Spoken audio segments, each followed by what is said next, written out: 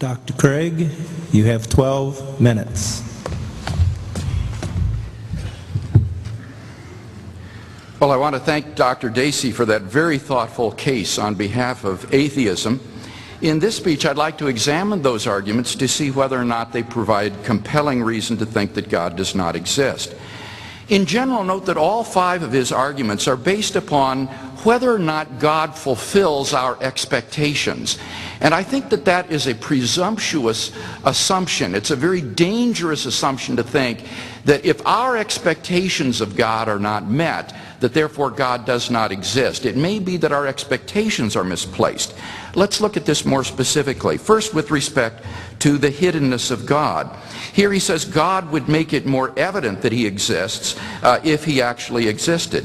Let me make a number of points in response. First of all, I don't think that there's any reason to expect more evidence of God's existence than the evidence that he has given. Apply this to what I've said in my first speech. The hiddenness of God, or the absence of evidence for God's existence, would count against him only if we should expect to see more evidence than we do have if God existed. In practical terms, what that means is, if God exists, should we expect to see more evidence than the existence of a contingent universe, the origin of the universe out of nothing, the exquisite fine-tuning of the universe for the existence of intelligent life, the apprehension of a realm of moral values, the resurrection and radical claims of Jesus of Nazareth, and the immediate personal experience of God himself? Well, I think the answer is obviously not. Those all give good grounds for believing in God's existence, and there's no reason to expect that if God existed, he would give more than that. Secondly, though, I want to argue that a clearer revelation of God, which he could have given, would not necessarily guarantee that more people would enter into a love relationship with him. Remember that God's primary aim is to draw people into a saving love relationship with himself, not just to convince them that he exists. If that were all he wanted, then certainly he could offer booming voices from heaven or skywriting in the clouds to show that he exists. But there's no guarantee that such a display would cause people to come into a deep and loving relationship with him. It might even have the opposite effect. Now, the Bible says that God has provided sufficient evidence of his reality in nature and conscience, and through the internal witness of his Holy Spirit in drawing people to himself. And as an omniscient being, he knows what will be most effective in drawing people freely to salvation. He's not obligated to give a clearer revelation of himself if he knows that that wouldn't do any good. So what Austin Dacey would have to prove is that a clear revelation of God would be more effective, not just in convincing people that God exists, but in drawing people into a saving love relationship with himself than the way that God has chosen. And that, I think, is just sheer speculation. Thirdly, I want to point out that God, by his Spirit, does draw people into a saving relationship with himself. It's not just a matter of exterior evidence, it's also a matter of that interior way that I described in my first speech. And I think that anyone who responds to that drawing of God's Spirit on their heart with an open mind and an open heart will in fact come to know that God exists. So I don't think that the hiddenness of God is a compelling reason to believe in atheism. What about the second argument, the success of natural science? Well, I find this argument completely unpersuasive for 2 reasons. First of all, it is theism that guarantees the success of natural science. It is because of theism that we can be confident that we live in a world that is rational, that operates according to natural laws, and that makes science possible. Secondly, I think God has periodically intervened in the natural process. For example, I gave evidence in my first speech for the resurrection of Jesus. I would say the whole history of Israel is punctuated with self-revelations of God in history. And so I just dispute his assumption that God hasn't done what he thinks God ought to have done. And I invite him to look more closely at the evidence for the resurrection. The third argument was the problem of the mind-body dualism, and he argued there that the correlations between mental events and brain events implies that dualism is false. Well, let me say a couple of things in response to that. First of all, mere correlations between brain events and mental events don't at all prove that there isn't an immaterial self or soul or mind that is correlated with the brain. And there have been plenty of dualist interactionists today, people like Sir John Eccles, the Nobel Prize-winning neurologist, and Sir Karl Popper, who wrote a book, The Self and Its Brain, who are dualist interactionists. Mere correlations doesn't disprove the reality of the mind or soul. But secondly, I think that we are acquainted with ourselves as immaterial persons. Reductive materialism, which just says I am the same as my brain or my nervous system, doesn't work, because mental properties aren't the same as physical properties. For example, the brain is not sad or jubilant. I am, but not the brain. The brain doesn't have those properties of being jubilant or sad. Epiphenomenalism, the view that the physical brain has mental properties, is incompatible with things like self-identity over time. Intentional states, willing that something or knowing that something, because the mind on this view is a mere excrescence of physical processes. It's incompatible with freedom of the will, because there is no agent who is a causal effective agent to interact with the body. And so in knowing ourselves as self-identical, as having intentional states, as having freedom of the will, I think we know ourselves as immaterial persons. So I think that the best view is some kind of dualism interactionism, and we act as agents to cause physical events in the world, and God similarly can act as an immaterial agent to cause events in the world. Finally, let me just say in response to this objection that there are Christian materialists like Peter Van Inwagen, for example. So it's not entirely clear that if you were a materialist about human persons, that would imply that atheism is true. Fourthly, he suggests that evolution is incompatible with the existence of God because evolution is wasteful and inefficient. Well, let me make two responses to this. First of all, efficiency is important only for a person who has either limited time or limited resources, or is limited in both.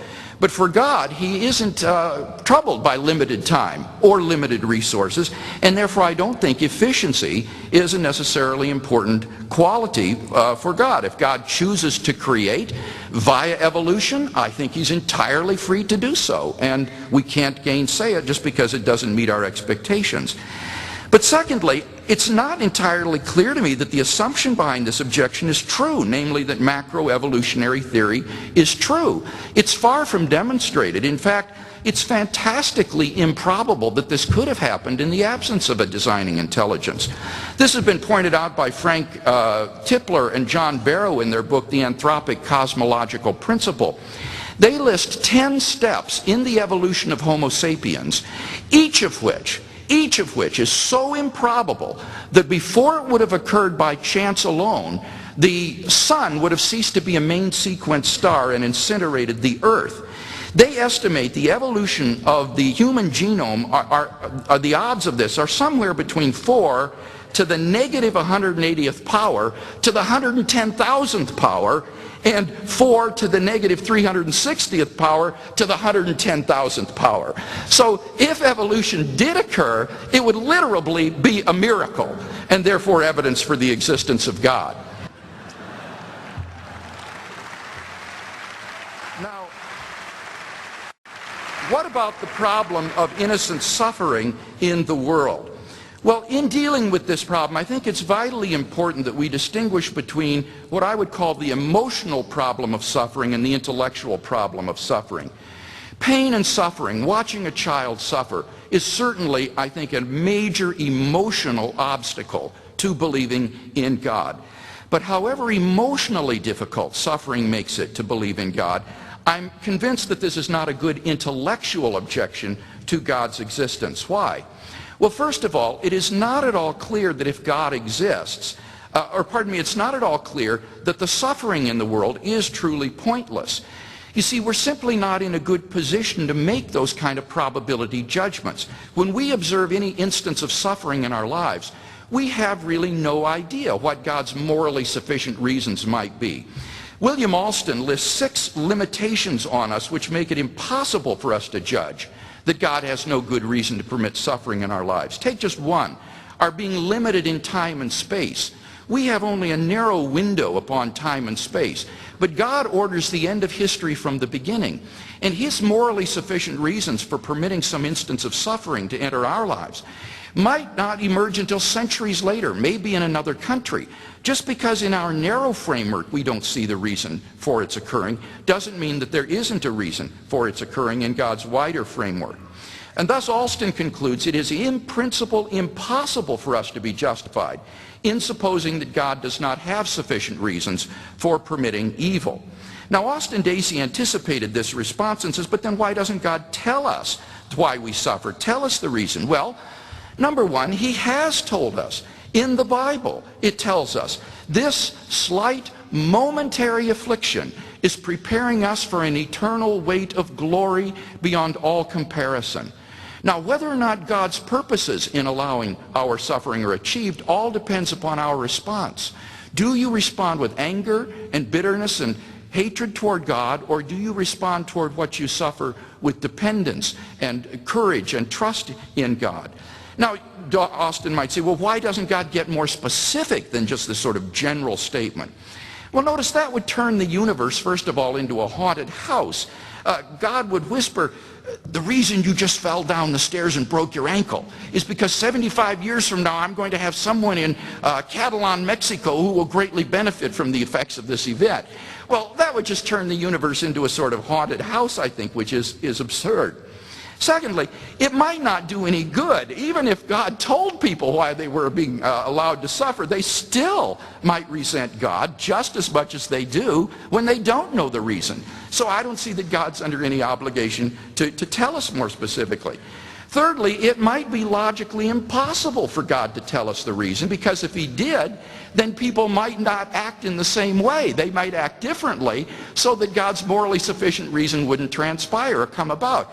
And thus it may well be logically impossible for God to tell us specifically.